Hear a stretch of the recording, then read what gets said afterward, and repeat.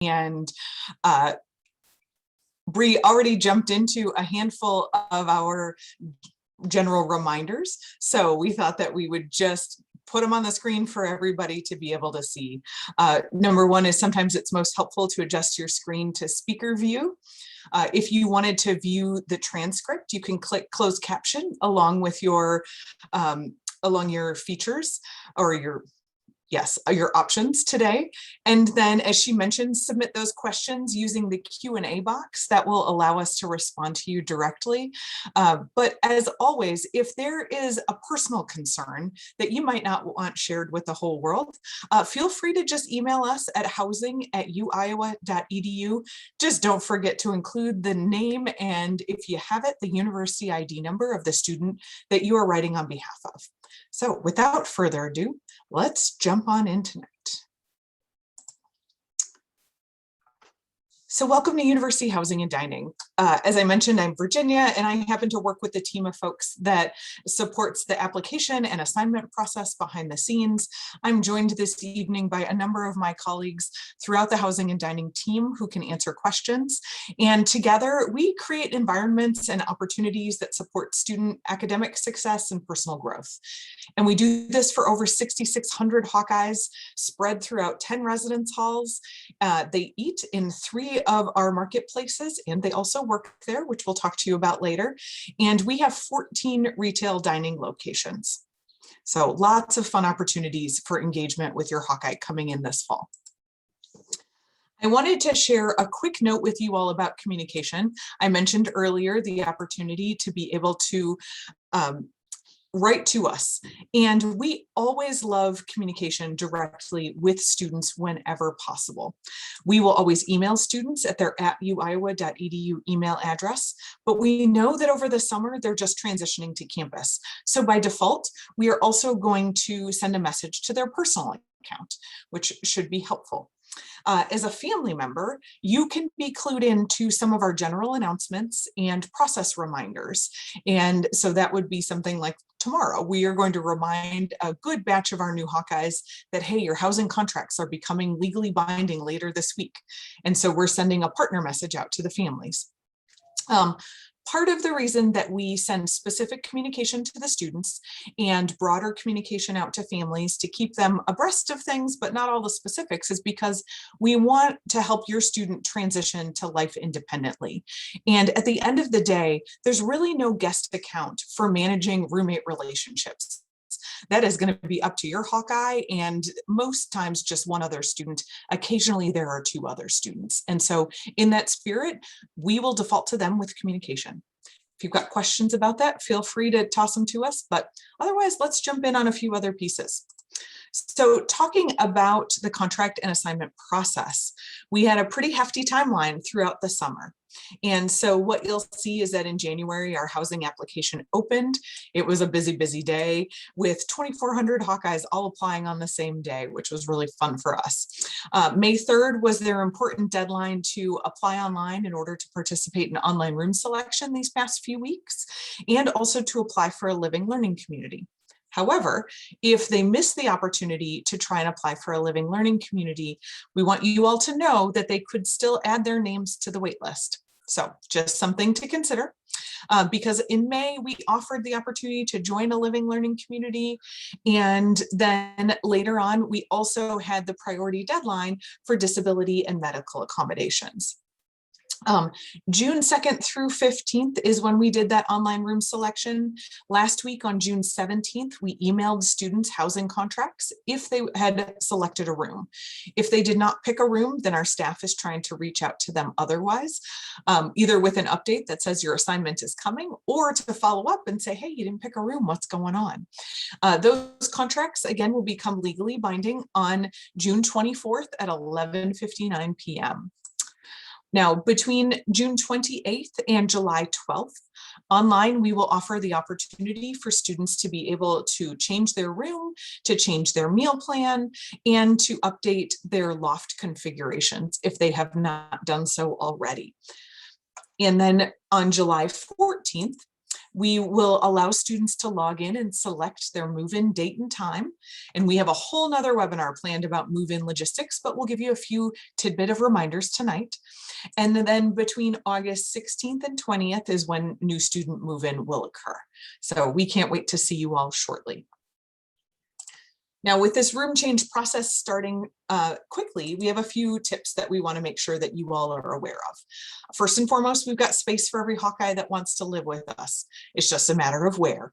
And so we encourage you all to encourage your Hawkeye to be flexible and be open to new experiences. It's important that you allow your student to change their own room.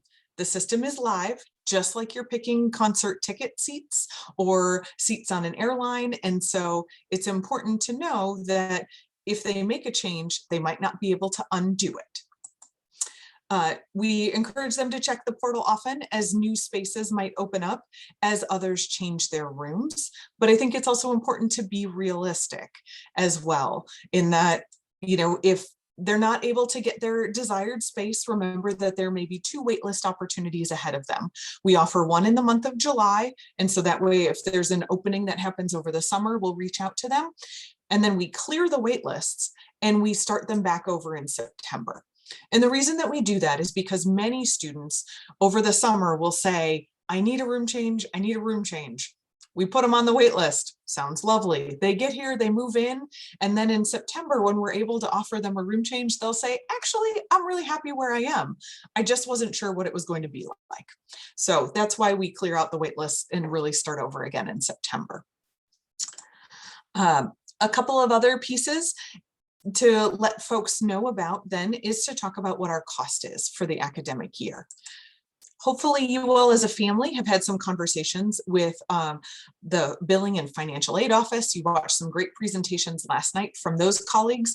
And so what you've got is a breakdown up here of what a traditional double room would cost, a Mayflower double, and then a double in Peterson or Catlett, along with a black meal plan, Hawkeye dollars, which we use for laundry or incidentals in the vending machines. And so you're looking at a range of between just under $1,100 all the way up to over $12,000 for the cost of housing in the upcoming year. Single rooms do cost more because they have their own space to themselves. So now what we're going to do is we are going to transition over to talk about dining and meal plans. And I am going to invite my colleague Becky Wilson up to talk a little bit about the different meal plan options. Hi everyone, as Virginia said, my name is Becky Wilson. I use she, her pronouns, and I'm going to go over some of our meal plan options. So your students have the ability to choose their meal plan. Our 2 main meal plans are the Gold plan and then the Black plan. When we talk about our meal plans, we're talking about different types of ways to use their meal plan, and we have 2 ways that they'll mostly use. First, we have our marketplace meals. And so your student will use their marketplace meals in our 3 marketplaces, which are in Catlett, Burge, and Hillcrest. So you'll see that the Gold plan comes with an unlimited amount of marketplace meals, and then the Black plan comes with 145 marketplace meals. Then the meal plans also come with flex meals. And we're going to go over in the next slide to talk about where your students can use their flex meals. Both of those plans come with 75 flex meals. It's also important to note that a flex meal can be used as a marketplace meal. Our meal plans also come with 8 guest meals, so they can bring you into the marketplaces for a meal if you would like. And then our students who have what we call a university supplied kitchen will be able to use the Hawkeye meal plan, which is 75 flex meals. All right, so now we'll go on to show those different locations for those flex meals. So these are different retail locations throughout campus. We have 2 in the Iowa Memorial Union. Then we have what we call our convenience stores or our markets, which are in Burge, Hillcrest, and Mayflower Hall. Then we have the Food for Thought Cafe in the main library, some locations in the Papa John Business Building, and then making its great return upcoming in the fall semester is our Street Hawk food truck. We had to take that offline this past year. And so we're really excited to bring that back on campus.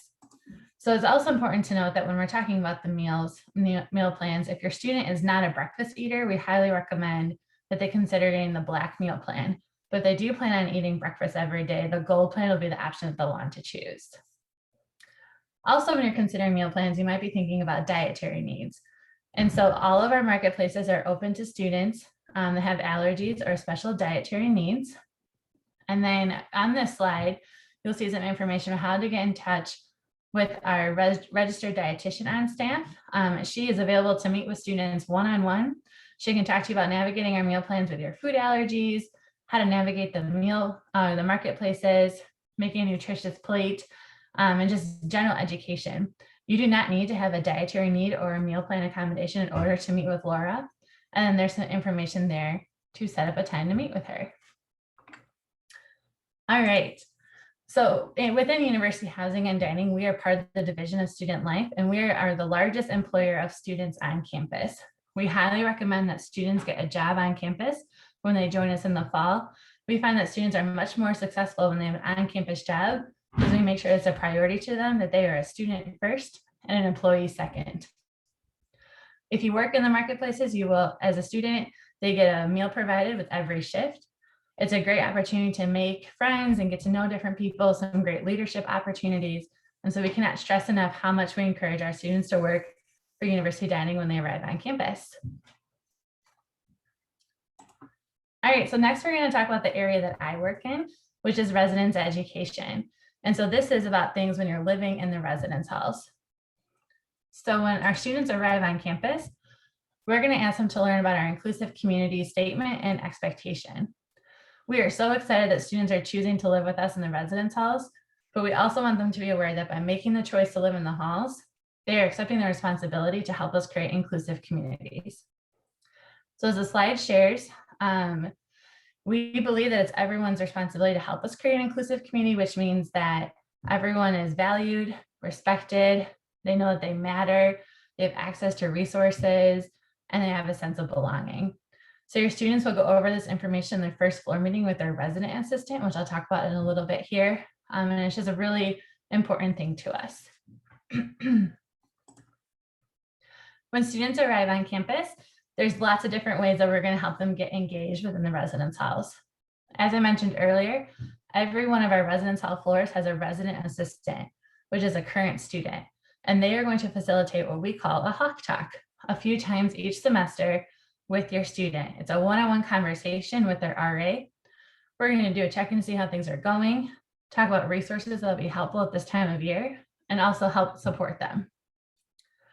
Then we also have social events. There's many opportunities for your student to get to know all the other students on their floor, as well as within their building. Then we also partner with some campus organizations to do some late night activities. If your student's really interested in getting involved on campus, we also have some great student organizations that they can join, which is our associated residence halls. We always need senators to represent each residence hall at that. And then each residence hall also has a hall association. So now we're going to cover some of the staff that are here to support your student in the residence halls. As I mentioned, they will each have an RA. Then we also have hall coordinators. A hall coordinator is a master's level professional that lives in the building, and they're there to help support students with areas of concern, transition, also just talk to them about our policies and just be that area of support. Each of our halls have a front desk. So we have student front desk clerks that'll be there to help answer questions, as well as a full-time office administrator. We have a great custodial and maintenance staff that helps support our students and keeps our buildings well maintained. We have some staff psychologists that work for University Counseling Service that only meet with students in the residence halls, and we call them our embedded therapists. So it's another great resource. We've already talked about dining, and again, we have lots of student employees. And again, a quick plug, we really hope your student chooses to work with us. All right, so as Virginia mentioned earlier, students will have the ability to go into the housing portal on July 14th, and they will select their move-in date. Move-in for first-year students is Monday, August 16th through Thursday, August 19th. So your student will choose which day they're coming and then a time that they will be coming. We highly recommend that they communicate with their roommate also to make a plan, decide if they want to arrive together, if they're okay moving in separately, who's bringing what, and all those great things. If your student needs to arrive early, they can do so on Sunday, August 15th, but there is an early arrival fee of $35 to help cover the cost of that one end of the room because their room contract has not yet started. Again, we will have a move-in logistics webinar coming up later in the semester, or in the summer, excuse me. And so make sure that you all attend that. But a quick little note is that we encourage you to prep your goodbye now and start making those plans for that day as you can.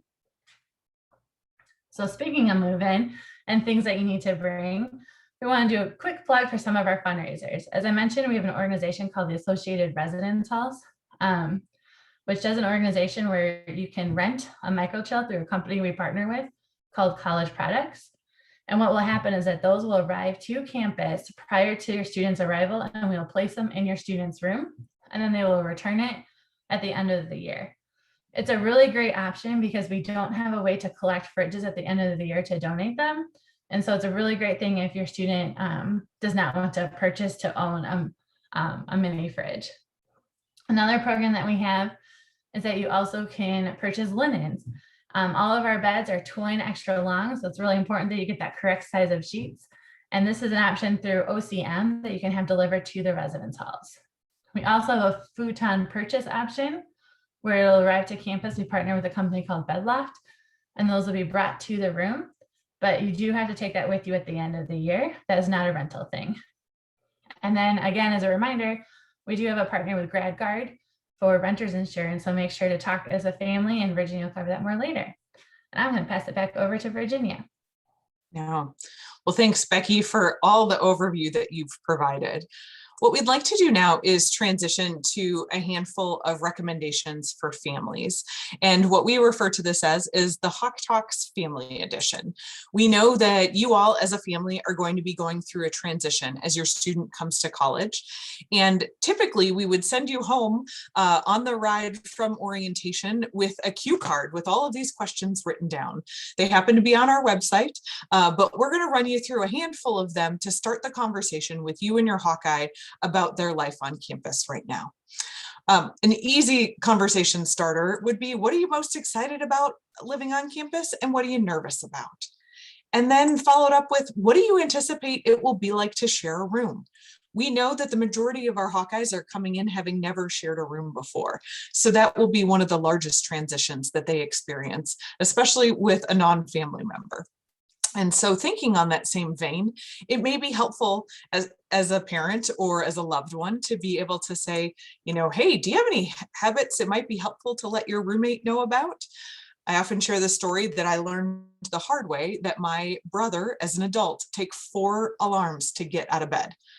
That was a rough awakening for all of us in the household at that time, but things I didn't know about him growing up.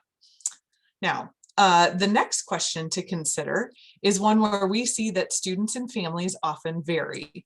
How do you feel about relationships and dating? And then more specifically, how do you feel about significant others spending the night? Might be a little awkward conversation starting off, but it's always good to get your Hawkeye talking and thinking about that. And on a very similar note, I think it's also good to ask them about what cultural similarities and differences do you and your roommate have, and how will that lend itself to an awesome experience on campus. Now, a few more questions. As we've asked a few times, will you have a job on campus, and what's your strategy for managing your time?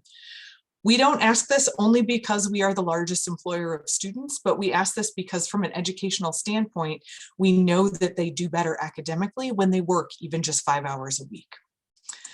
As a family, it's good to discuss how their university bill will be paid, and I hope you all were able to log in last night. It's good to overview what the family budget is for extra expenses and how much they might be able to charge to their U-bill. It's a similar vein would be to ask, do you know the name and the number of your medical and your renter's insurance companies? We've talked about that a bit, and that's one of those transitions to adult life that's going to be a little different for them. An important piece for families to start to think about right now is how often will we connect as a family, especially for those who may have been living at home and attending school and working at home during the pandemic. This time apart is going to be very different to get used to again. And so talking with your Hawkeye about how often and through what means you all will connect with each other and getting that conversation started now will be great. The last one to follow up on would be, what are your expectations for visiting home? We want to make sure that you two are on the same page when it comes to, You know, are they going to come home every weekend, or are they going to come home just once a month, or maybe at the major holidays that your family celebrates that might fall throughout the academic year? So some things to discuss as a family. Now, we have a number of future presentations that are going to be coming up. As Becky mentioned earlier, we're going to go through all the move-in logistics and specifically what to expect from that fall living on campus and eating on campus experience. Those will be on July 20th and on August 3rd, both offered at 6:00 p.m. We will record and email them out if we're not able to attend that. We will be offering 2 sessions on special diets and food allergies, which we put in the chat earlier, so that way you all could get registered to have some time with our dietitian and our director of dining. And then we do have one more orientation session that we'll be offering next week, in case you had a couple of questions that you didn't get to ask tonight and you wanted to swing on by and ask them again. So we are still taking a number of your questions live, which is great. And so feel free to continue to put those in. Again, use the Q&A function. You all have been doing a great job with that, so no need to give you a good reminder. But here is all of our contact information. And so again, we welcome that communication from students. But if you choose to reach out on behalf of your student, we encourage you to copy them on that message. Here's our contacts for people involved in the application and assignment process, marketplaces and meal plans, and then also our living learning communities. And we are going to wrap up our evening just before 7:30. So we've got some time to answer all of your questions as we hang on. I want to leave the last screen though available for you all with additional resources.